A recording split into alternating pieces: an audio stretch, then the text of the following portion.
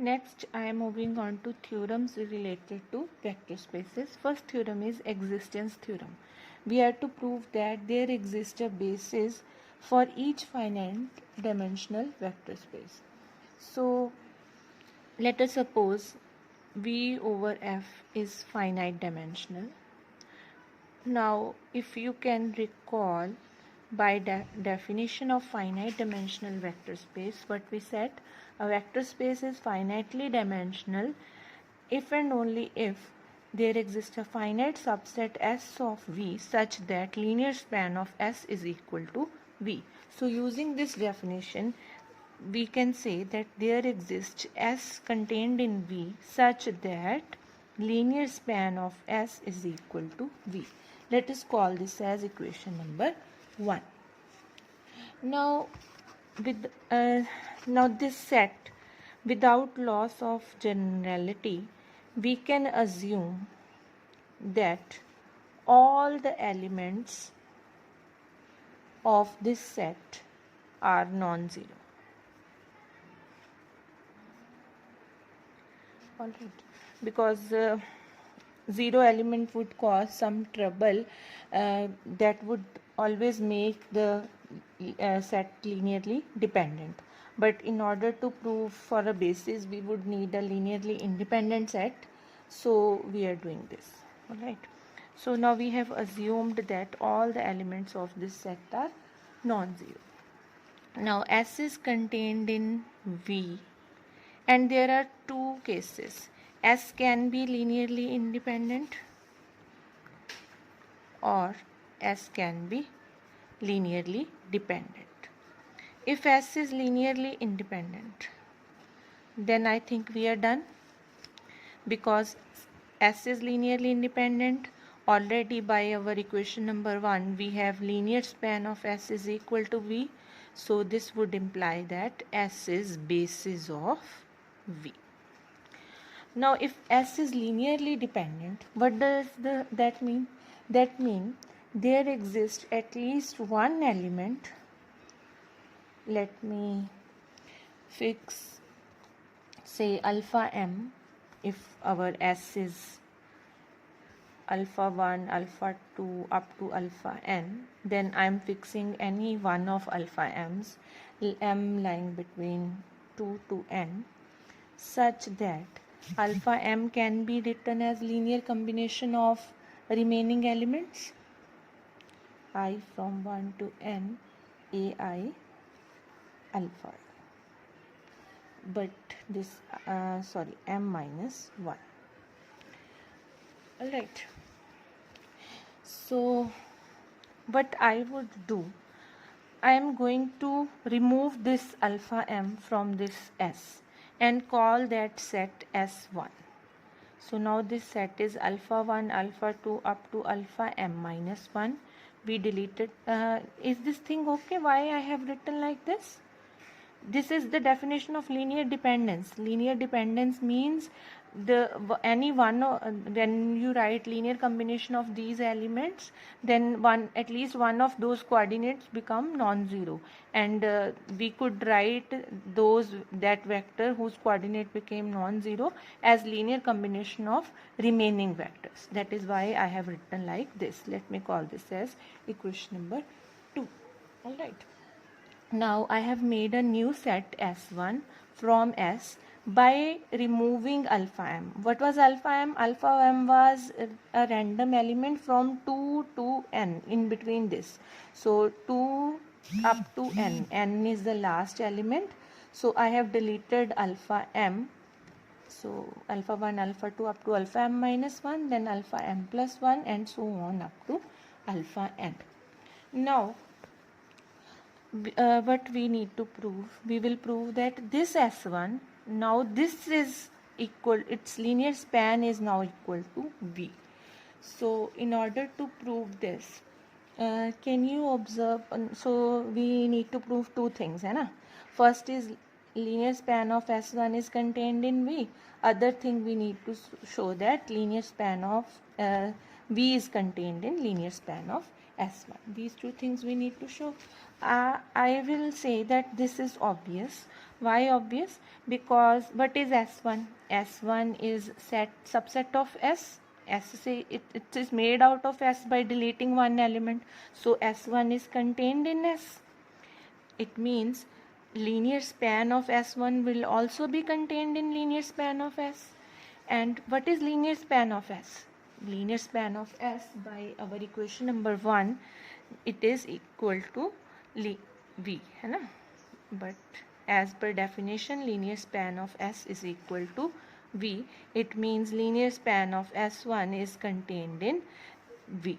This thing is done. This part is okay. In order to see this part, what we will prove? We will prove that if we take a random vector, say V, from vector space V, then V can be written as linear combination of elements of S1. This is what we want to prove. So now I am writing V. Now again, can you observe equation number 1? What was equation number 1? Let me show you. It was that linear span of S is equal to V. This is earlier as per definition of finite dimensional vector space. Alright. So it means any vector from V can be written as linear combination of elements of S. So what are the elements of S? These, let me call the coordinates as say A1, alpha 1. Elements of S are alpha 1, alpha 2, alpha n. So I am writing V as A1 alpha 1, A2 alpha 2 up to An alpha n. Alright. In between there will be M also. In S we have M. We have omitted S in S1. This alpha 1 in S1. So S includes alpha M. So let us write by expanding it as up to Am minus 1 alpha M minus 1 plus Am alpha M plus Am plus 1 alpha M plus 1 and so on An alpha n. Alright. Now for this quantity we have equation number 2. We have value. So we already used AIs here. So to reduce the confusion, I am writing BI alphas. BIs are from F. Okay. So I am putting this value of alpha M from equation number 2 here. Alright.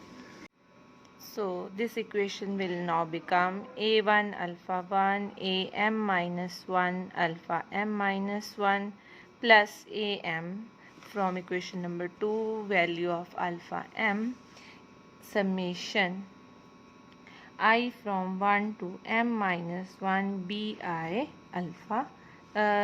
So should we call this as Bj? Okay, it's okay. We can write B alpha Bi plus Am minus 1 alpha M plus 1 and so on up to An alpha n. Now A1 alpha 1 Am minus 1 alpha M minus 1, I am expanding this. This will look like B1 alpha 1 B2 alpha 2 so on up to where we have to go up to M minus 1. So Bm minus 1 alpha M minus 1 plus remaining terms Am plus 1 alpha M plus 1 up to An alpha n. Right. So let us combine the terms with alphas. We have alpha 1, we have alpha 1 here. Similarly alpha 2 and so on. So combining these terms we will obtain A1 plus Am B1 alpha 1. Similarly I am writing up to Am minus 1 from this term and Am into Bm minus 1 alpha M minus 1 and remaining terms as such up to An alpha n. Alright. So what we have proved actually?